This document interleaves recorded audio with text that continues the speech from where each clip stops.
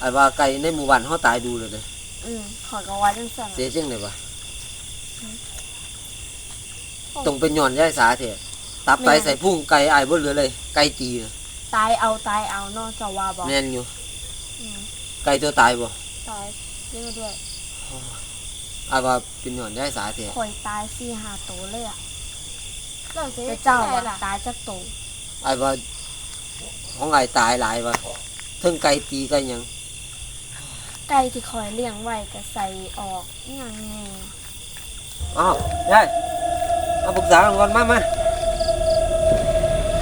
เฮ็ดจังไดกับยายสาเจ้าคนสิกำจัดเราได้ไก่ตายดูล่ะ